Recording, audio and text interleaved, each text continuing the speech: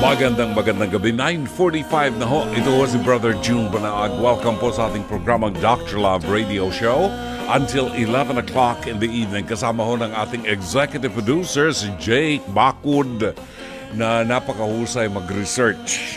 Ay itatawid po tayo kasama ng ating buong production staff hanggang alas 11 para maging kapaki-pakinabang ang programa natin. Tayo po ay napapakinggan sa 92.3 Radyo 5 True FM sa buong Mega Manila. Siyempre sa iba't ibang himpilan po sa Luzon, Visayas, Mindanao. Tayo po ay kasabayang napapanood at napapakinggan din sa Facebook page ng 92.3 True FM. At pakishare lang po ang live stream ng ating episode tonight para pakinabangan naman ang higit na nakararami. At siyempre mga kapatid, i-follow at i-like at i-share ang ating pong mga social media accounts na inyong makikita sa ating screen. It's at Radio 5 True FM, formerly Twitter, Threads, Instagram, Facebook, at TikTok. And don't forget, subscribe po sa Radio 5 True FM YouTube page. At para naman po sa mga nais maging bahagi ng programa at makibahagi ng inyong mga kasaysayan, kwento ng buhay, kwento ng achievements, ng tagumpay, ng whatever problema ninyo sa buhay, maaari po ninyong ipadala ang inyong liham kasaysayan sa ating Dr. Love Facebook Messenger. O dili kaya po ay tumawag sa ating hotlines sa 863-15788 at 863-16674. Simulan natin ang programa natin sa paghatid sa inyo ng mabuting balita ng Panginoon sa araw na ito ng Martes. Pagkain pang-spiritual, mga salita ng Diyos na nag-iiwan ng pag-asa, kapanatagan at kapayapaan. Pagkain pang-spiritual, hango sa bagong tipan ng banal na aklat. Pagkain pang-spiritual. Narito ang ating pagkain pang-spiritual sa araw na ito ng Martes, ika-25 ng buwan ng Hunyo. Sa araw na ito ay pinagdiriwang natin ang kafiestahan ni Santa Lucia. Ang mabuting balita ay matatagpuan sa ikapitong kabanata ng Ebanghelyo sangayon kay San Mateo, talata 6, talata 12 hanggang 14. Huwag ninyong ibigay sa aso ang anumang banal. Huwag ninyong ihagis ang inyong mga perla sa mga baboy. Kung gayon, yuyurakan nila ito at muling babalik at lalapain kayo. Kaya nga ang lahat ng bagay na ibig ninyong gawin sa mga tao sa inyo o gawin ng mga tao sa inyo, ay gayon din ang gawin ninyo sa kanila sapagkat ito ang kabuuan ng kautusan at ng propesiya. Pumasok kayo sa makipot na tarangkahan sapagkat ang maluwang na tarangkahan ay malapad na daan patungo sa kapahamakan. Marami ang patungo ron. Subalit ang makipot na tarangkahan at makitid na daan ay patungo sa buhay. Kakaunti ang mga nakasusumpong nito. Kino na mga kapatid, ang mabuting balita ng Panginoon. Pagkain pang-spiritual, mga salita ng Diyos na nag-iiwan ng pag-asa, kapanatagan at kapayapaan. Pagkain pang-spiritual, hango sa bagong tipan ng banal na aklat. Pagkain pang-spiritual. Oy, maganda po ang ating pagkain pang-spiritual at ang nakakuha ng ating atensyon sa mabuting balita, yun daw mabuting gagawin. Ang dapat daw nating gawin sa kapwa natin ay yung gusto nating gawin sa atin. This is the golden rule, ano? Ang ayaw mong gawin sa'yo, wag mong gagawin sa kapwa mo. In other words, gawin mo sa kapwa mo ang gusto mong gawin sa'yo. Ayan, ganyan lang kasimple. Pag ganyan ang buhay natin, Ang daigdig po ay napakagandang lugar para mamuhay. Ang daigdig ay magiging punong-puno ng pag-ibig at pagkakaisa. Gawin mo sa kapwa ang gusto mong gawin sa iyo. Ayan. 9:53, puntahan po natin ang ating episode ngayong gabi sa ating Pest to Pest. Hirit ni Dr. Love. Ito po ay bahagi ng programang Face to Face na mapapanood at napanood kaninang umaga sa TV5 alas 10:15 hanggang alas 11:15 ng umaga at may replay sa Signal TV 1PH. Alas 8 ng gabi hanggang alas 9 ng gabi, Lunes hanggang Biyernes. At kung sakaling meron po kayong komentaryo dito sa inyong mapapanood, pwede ho ninyong ipadala ang inyong mensahe sa Facebook live stream ng 92.3 True FM or sa FB Messenger ng Dr. Love. Or pwede ho kayong tumawag sa 863-15788 at 8631-6674. Panoorin po natin ang ating Pest to Pest. Hirit ni Dr. Love ang ating episode ngayong gabi. Oh my gosh! Butas ang gas! Narito po, panoorin natin. Ano na-discover na butas ang tangke ninyo na binili? Ay, mga isang linggo kasi simula nung binili ko, hindi ko nalaman kasi siyempre pag wala kang pera, hindi mo malagyan agad ng gas. Yung nagpaano na ako magpalagay na ako ng gas, doon ko nalaman nga hindi pala pwede siyang lagyan ng gas kasi may butas. Teka, yung tangke binili ninyo. Oo, 700. Pero di ba may mga tangke na tayo before, tas nire-refill lang? Minsan bago yung tangke na binibili? Pwede pala Bago yun? lang po sa labas, pero sa ilalim pala bulok na. So parang pinipinturahan lang ng paulit-ulit. Bawal yun, ha? Saka, Kasi pwede kayong sumabog doon at may pwedeng isang malaking sunog dyan sa barangay. Saka masama pa doon, ang ilalim, na pala, yung kulay ng tangke, blue. Yung ngayon kasi orange na yung uso ngayon na mabilis na repila ng alam na pala niya nga hindi pala pwede, bakit bininta pa niya sa akin? Kaya yun ang nireklamo ko. Kailan mo ba nabili itong tangke ng gas na ito? 3 weeks ago po. 3 weeks ago. Kailan mo trinay na lagyan ng gas? Mga isang linggo. Kasi nag-ipon pa ako ng pambili eh. Tsaka mo na-discover na butas pala. Butas. So paano yun pagkalagay mo ng gas ng alingasaw, no? Gumano na, hindi pwede kasi may butas to. Bakit mo to binili? Sino nagsabing hindi pwede? Yung taga-refill. Oo, taga-refill. Uy, naku, nakakatakot. Magkano mo nabili? 700 po. Oo, mahal ha. Ipinabalik mo raw yung ibinayad mo, ipinababalik mo kay Inday. Si Inday ang nagbenta sa'yo ng tangke. Suki ba siya sa lugar ninyo? Suki siya nga, nagbibinta na kung ano-ano. Kilalanin na natin ang nagtitinda umano ng sirang tangke ng gas. Inday! Pasok! Walang butas yun! Natuto lang! Ano gusto mo? Oh, Walang butas yun! Sinungaling ka! Sinungaling ka! Walang butas yun! Papayag ka ba ng butas yun? Hindi ko sa'yo? Papayag ka? Hindi nga malagyan ng Siyempre, gas. sige papayag nun! Hindi malagyan ng gas. O Inuha hindi, mo kami ng pera. nagpapalitan mo. Pagsinig mo muna. Aling Inday, butas ba talaga yung tangke ng gas na ibinenta mo kay Malu? Bago mo sagutin yan, magbabalik ang... Face to face! Harapin mo, face to face! Harapin mo, face to face! Ano ang masasabi nyo doon na yung ibinenta nyo raw na tangke ng gas ay butas, Aling Inday? Ma'am, bago ko bininta ko sa kanya, ma'am, sa may-ari yun, pinano sa akin, yung, may bibili ba na ng tangke? Ang sabi ko, oo, may bibili. Pero bago ko naman pinasaan yun, sinabi ko sa kanya na, okay ba to? Ang sabi naman may-ari, okay daw. Kaya, pinasaan ko ngayon, dinala ko sa kanya, binili niya. Pinasan mo ngayon, tas dinala mo kay Ate Malu. Hindi mo ba binalikan yung pinagkunan ninyo? Hindi pa, kasi hindi, bago siya sa akin, ilang araw pa, ma'am. Dumaan na. Ilang araw nang dumaan ng Bago siya ako nabutas pa rin yung tangke. bago niyo sinabing butas. Ngayon, hindi niyo pa nadadala dun sa isa pang kapitbahay. Totoo ba ito, Aling Malu, na Simula sa pagbili ko sa kanya, mga isang linggo ko muna napalagyan ng gas. Kaya lang, doon ko nalaman na butas pala. Kaya kung alam ko lang nung pagbili ko, intro kung butas, ba't ako bibili? Oo. Aling Inday, may katwiran ho yun, pero papakinggan namin kayo. Hindi nyo ba kinausap yung inyong kapitbahay nung sinabing butas pala yung tangke?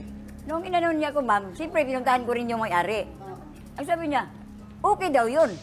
Okay daw yun, kasi ginamit mo daw nila, ma'am. Yung tangke na yun. At saka iba na raw yung kulay. Wala na kung ano doon, ma'am, kasi biktima lang din naman ako sa ma'am. Kasi yung blue rin mga tangke yun. Pero ayaw nyo na raw hong ibalik yung bayad ni Ate Malu. Yan ang hindi totoo yan, ma'am. Ang sabi ko, ibalik ko sa'yo, yung sa akin niya, 100 lang, ma'am, sa akin. Kasi ang sa may-ari, 500 talaga yun.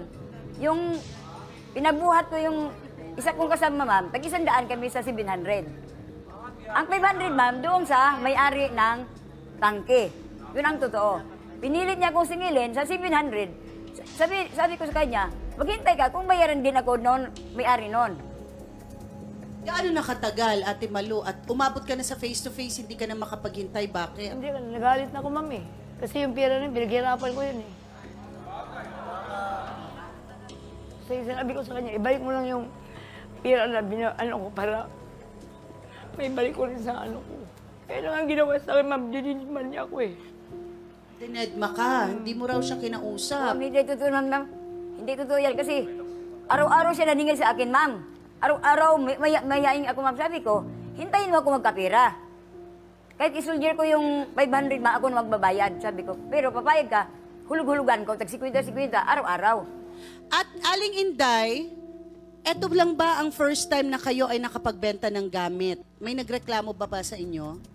Ito talagang ko, ma'am, diskarte araw-araw, ma'am. Nagbibinta ko ano-ano na lang. Ukay, kung ano lang magpa-diskarte sa akin, ma'am. Pero wala lang nagreklamo sa akin. Yun lang talaga siya, ma'am. Paano yun? Pangalawang business mo na ginawa sa kanya. Nung una, nagsangla ka sa akin ng tangke. Anong ginawa mo sa akin? Ginawa mo si Pira. Hindi mo binigay sa akin ang tangke. Napagkahapon. Bukod na ka. Totoo ba ito, Aling Inday? Ito, ma'am. Aaminin ko yan, ma'am. Matagal na panahon na yan. Dapat nung una, ma'am, bago kami dumating dito, nag-react siya. Hindi siya nag-react kasi, magkaibigan doon kami. Hindi siya nag-react. Ngayon nga, nag-ano ko sa tangke, sinama na niya yung una. Yan ang totoo. Aling Inday, meron po tayong yung tawag sa English, golden rule, no? Yung panuntunan natin ng pakikisama sa kapwa at sa buhay natin. Baka nalimutan lang natin. Ang sabi doon sa golden rule, huwag mong gawin sa iba ang ayaw mong gawin sa iyo. Okay? So, pag ito po ang ating panuntunan, wala nang gulo. Okay? Obviously kasi, kung paniniwalaan kung kinukwento ni Malu at saka ni Fe, ilang beses silang nabiktima. Una, ang inaalala ko lang, Inday, sabi mo hindi sa'yo yung tangke na binili ni Malu na may butas. May nagpabenta lang sa'yo. Pero tinanggap mo ang bayad buhat kay Inday. Ibig sabihin, may pananagutan ka kay Inday dahil ikaw ang nagbenta. Ngayon, kung hindi mo alam na butas at napatunayan na may problema yung tangke, butas, kunin mo yung tangke, ibalik mo sa nagbenta, at ibalik mo yung pera niya. Yun lang ang gusto niya. Matatapos lahat yan. Ang gobyerno natin, pinoprotektahan ng mga consumers. Now, doon, doon sa halagang 5 pisong ukay-ukay, ano ba naman, aasahan mo 5 piso, di pihado may butas yun. Di ba? May diferensya. Pero, ang daya doon, kung talagang inilihim ni Inday na may diferensya itong produktong ito at ibinenta ko sa iyo, doon papasok ang konsyensya natin. Tandaan natin, this applies to everyone. Mahalaga ang pera. Mahalaga ang pera. Pero ang perang kikitain natin dapat galing sa mabuti at pinagpagura natin. Huwag po tayong papares doon sa ibang mga nakaposisyon na mga may kaya na sa buhay na ginagamit ang posisyon para manloko ng kapwa at utakan ng kapwa, makuha ang pera at ipakain sa mga anak at apo nila ang pera. Magbubunga po yan ng masama. Sa lahat po ng pangyayari, sa tingin ko lamang, doon sa isinanla ninyong 500 pesos na halaga ng tangke na ibinigay sa inyong 500, hindi nyo na ibigay ang tangke, tungkulin po ninyo ibalik yung pera niya, yung 500. Pasensya na. Pero ito ang kilos at gawa at takbo ng kaisipan ng mga taong sibilisado sa mundo. Maraming salamat po. Maraming salamat, Dr. Love. Walang anuman, Mama Carla. Ganyan po talaga. Kita niyo, umuugnay doon sa ebanghelyo ngayon, di ba? Yung ayaw mong gawin sa'yo, huwag mong gawin sa kapwa mo. At obvious na obvious itong si Aling Inday, talagang may masamang plano. Sabi niya, hindi daw nag-react yung kaibigan niya nung una na nagsanla siya, pero hindi niya ibinigay yung dapat na isanla niya, yung tangke. Hindi niya binigay, kinuha niya yung pera. Masama talagang intensyon. Buwisit ka, Inday ka, oo. Ngayon, ginawa mo naman, nagbenta ka ng isang tangke na butas. At ngayon, hindi naman pala sa yung tangke, ipinabenta lang sa iyo, nang malaman mong butas, ayaw mong aminin. Diyos ko, ano ba naman yan? At natandaan lang po natin, ang ipakakain natin sa ating mga anak at mga apo ay kinakailangan galing sa pinagpagura natin, hindi po sa pinagwalang hiyaan natin. Kasi magbubunga yan. Kung ano ang itinanim, yun ang aanihin. Babalik ang programang Dr. Love ganat ng alas 10:04 ng gabi. Anong masasabi mo dito sa dalawang ating itinampok ngayon sa ating Pest to Pest?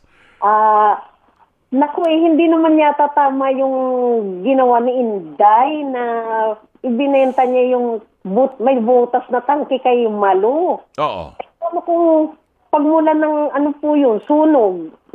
Hindi pagmumula ng sunog kasi sabi nung nagkakarga ng nagre-refill, hindi pwedeng i-refill kasi may butas. Opo, so, kahit dapat hindi niya dapat ibinenta yun kasi hindi na pakikinabangan ni Malu yun. Well, siguro hindi rin niya alam, in fairness. Siguro hindi niya alam. Pero ngayon na sinabi sa kanya ni Malu, may butas yung binenta mo sa akin tangke, balik mo yung 700 ko. So, ang maaari na lamang pong gawin, ibalik ang tangke at kunin yung pera na ibinayad. Oo. Opo. Pangalawa na pala ito dahil nung una nagsanla ng tangke sa kanya. Kinuha niya yung pera na pinagsanlaan pero hindi niya ibinigay yung tangke. Naku, kay Malu. Talagang may masamang may masamang intensyon. Naku, bawal yan. Magagalit ang Diyos niyan. Oo. Opo, at ang karmay nandyan lang po. Andyan lang, naku, Inday. Yan. Huwag mo nang gagawin ulit yan. Naku, gusto mong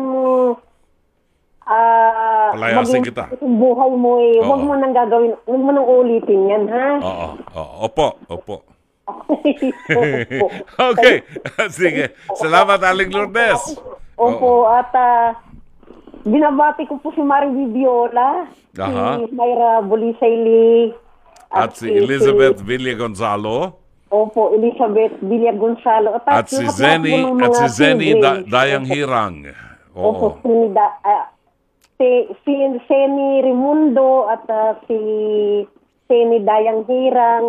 At si Chato Sakluti po. Chato Sakluti. Ayan, dumadami ng kaibigan mo. Dapat pilgrim ka na namin. Lahat ng pilgrims ko, kilala mo Opo, nga po Lahat kasi dati ko na po silang sinusubaybayan noon. That's very good. Okay, sige. Maraming salamat, Aling Lourdes ng San Fernando, La Union. Babati. Ito naman si Marvin Sandro Riabad, Brother June. Ito na naman tayo sa mga negosyanteng ayaw ng responsibilidad. Huwag na lang kayong magbenta pag ganyan. Hindi po kayo aasenso kapag ganyan. Makakarma kayo dyan. Tama yan. Si Teacher JC Kalasikas ng Bulacan ay nasa linya ngayon. Teacher JC, good evening. Brother June, magandang gabi po. Gandang gabi po, bayan. medyo nangiti rin ako ngayon dahil alas magkasunod kami ni Aling Lourdes. Oo nga, di ba? Diba, no? Pag nauna ako, siya susunod. Okay. Anong masasabi mo dito sa ating Pest to Pest? Alam mo, Brother Jun, hindi ko siya nasubaybayan kanina eh. Pero yung values dito, Oo. dapat kung ano yung ginawa sa'yo, huwag gagawin sa kapwa mo eh. Talaga. Oo. Di ba? Bihira mo, pangalawang beses na ginawa. Totoo. Diba? Kaya obvious na obvious talagang guilty siya. Kaya nga ako, pag isang beses nang mangyari sa akin, hindi na ako magtitiwala eh. Ingat na, no? Ingat na. Ingat lang po. Oo. Bihira mo, binenta ka ng tanggi, butas. Buti nga kami, hindi delikado eh. Oo. Minsan, ang pagbutas ng tanggi, possibility, nasabog yun. Yes. Oo, pero nakita ng technician kaagad na nabutas kaya hindi na niya ni-refill. Mabuti naman yung ganon.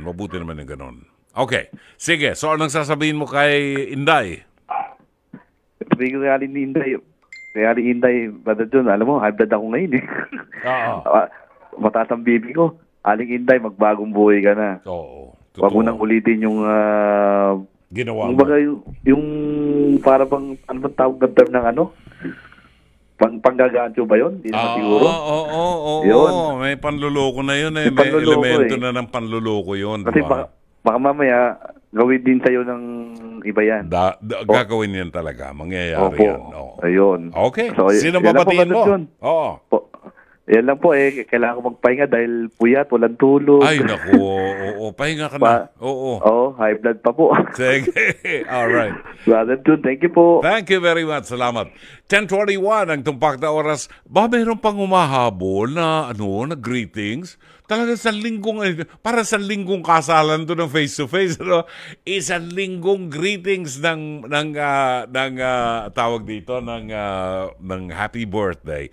Tingnan nga natin kung sino itong hindi na matapos-tapos na sorpresa ng ating executive producer si Jake Bakod. Alamin natin kung sino ito. Sige nga. What do I like most kay Dr. Love? Unang-una, napaka-punctual niyan. Kaya kahit kailan hindi yan nalilate. Pangalawa, he always stands by his opinion. And definitely, tuwang-tuwa ako dahil he has a very good sense of humor.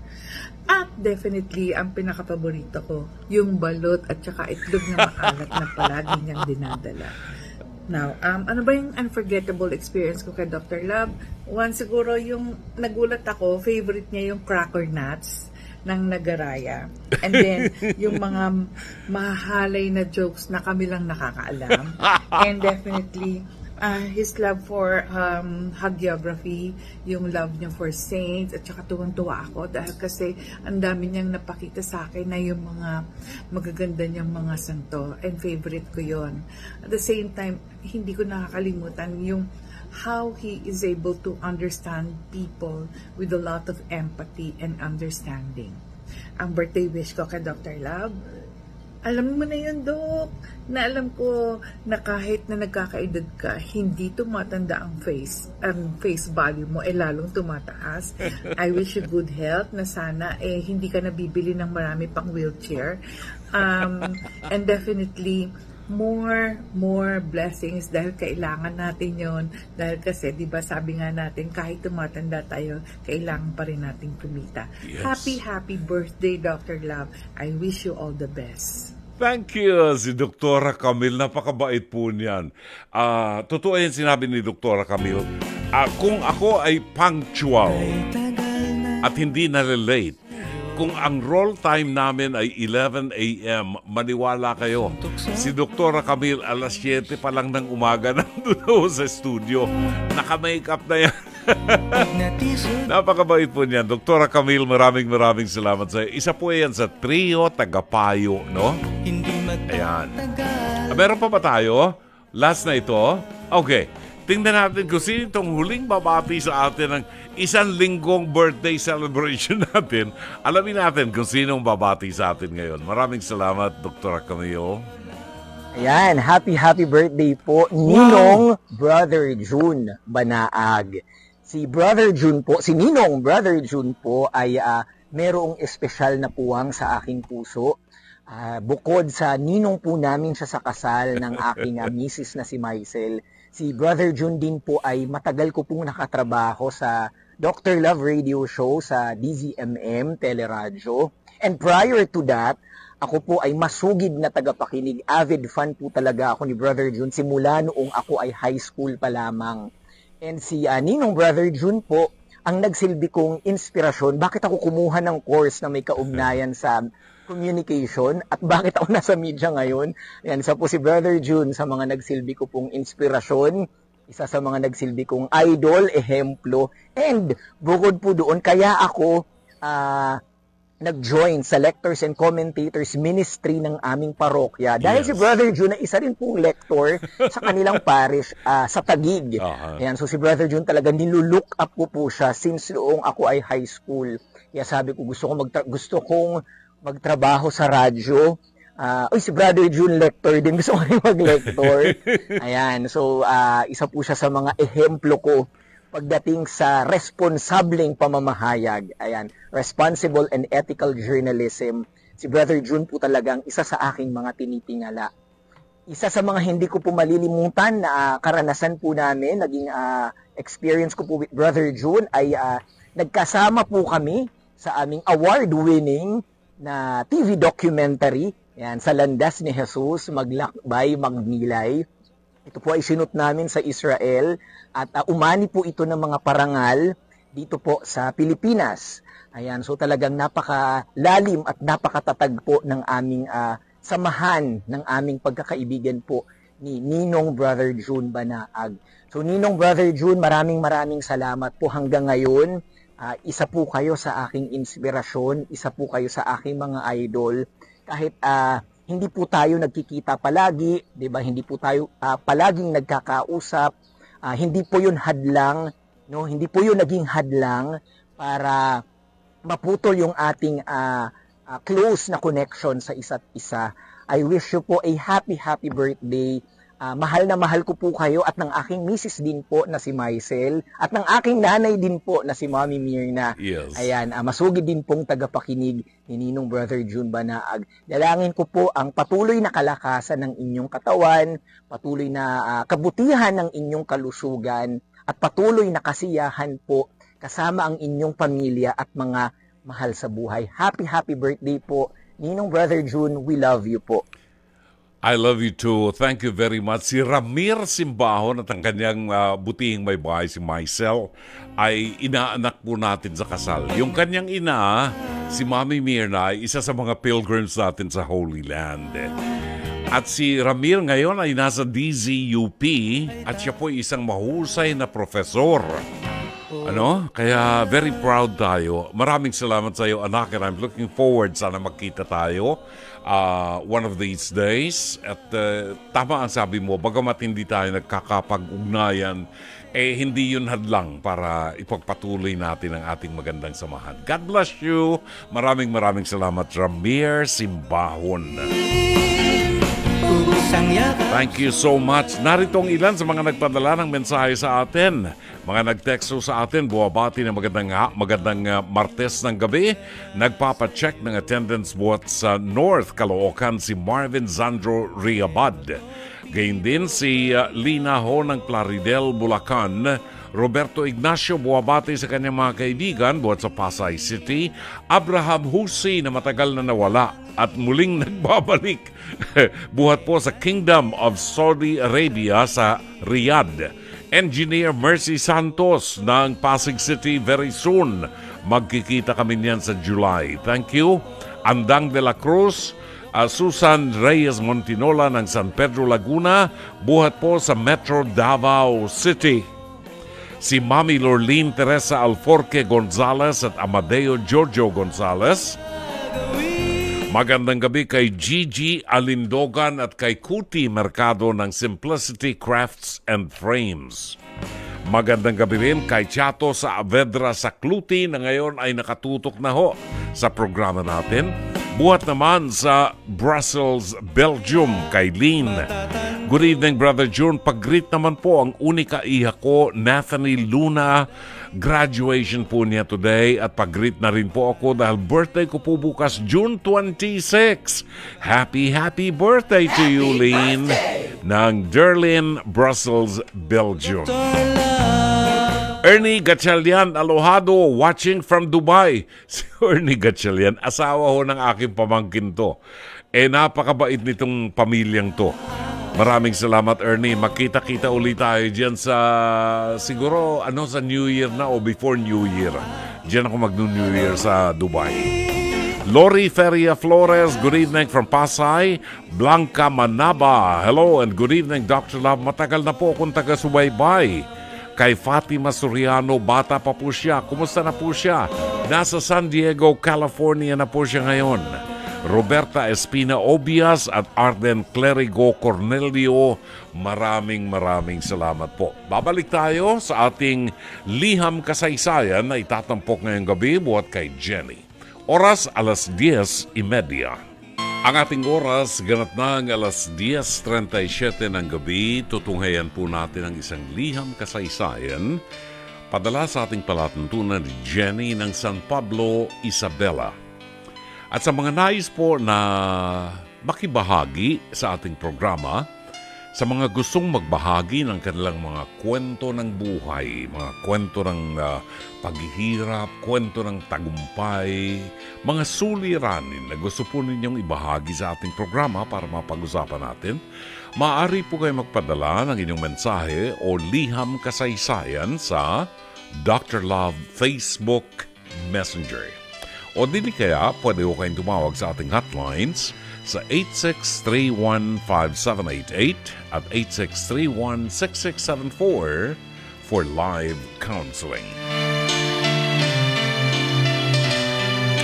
Narito ang ating tampok na liham kasaysayan sa gabing ito, buhat kay Jenny. Dear Dr. Love, ako po si Jenny, isang science teacher sa isang public high school dito po sa San Pablo, Isabela. I'm in my mid-40s with 3 kids. Anak ko po sa asawa ko ang first 2 kids ko. Pero naghiwalay kami. Nakatagpo ulit ako ng isang lalaking minahal at nagkaanak kami pero nauwi rin po sa hiwalayan. Sa loob ng maraming taon, naging single parent ako. Itinaguyod kong mag-isa ang mga anak ko hanggang sa naging college na ang panganay ko. Dr. Love, ang hirap sa totoo lamang. Maraming beses nang gusto ko nang bumigay. Pero wala naman akong choice but to face life's challenges. Para lang maitaguyod ko ang mga anak ko. Loan ako ng loan at umuutang kung kani-kanino. Despite the hardships, alam kong there's light at the end of the tunnel. Mairaraos ko rin ito, siguro, kapag nakapagtapos na ang panganay ko. Malaking ginhawa na kasi, 2 na lamang ang kailangan kong papag-aralin. Dr. Love, sumulat po ako sa inyo para ipaalam sa mga magulang na nakikinig sa inyong programa na kumapit lamang po, huwag sumuko, lumaban para sa mga anak at sa kinabukasan nila. Mahirap? Oo. Pero kakayanin natin ang lahat. Salamat po, Dr. Love. Request ko lamang pong isama ninyo sa inyong panalangin ang mga magulang na katulad kong ginagawa ang lahat para sa kanilang mga anak. Salamat po and God bless us all. Buhat kay Jenny ng San Pablo, Isabela. Maraming salamat, Jenny. Dama ko ang damdamin ng isang magulang para mapagtapos ang kanyang mga anak. Hindi ka nag-iisa. Dinaanan natin lahat yan. Tayo na mga isinilang ng walang golden spoon sa ating mga bibig. Tayo na mga anak mahirap na gumapang, pinagtiisan ng lahat ng hirap para sa ating mga anak. Umaasa na at the end of the tunnel, may liwanag at may biyaya na ibibigay ang Diyos sa atin. Oh, I remember doon sa mga panahon ng unang sa aking panganay na anak, kapag may sakit ng ating anak, naku, ako po'y isa sa mga magulang na may isang set ng encyclopedia. Nung araw, alam mo, napakamahal ng encyclopedia, parang computer yan di ba? Gusto mo ng data, gusto mo ng information, sa encyclopedia, buksan mo. Ako po'y merong isang set ng encyclopedia na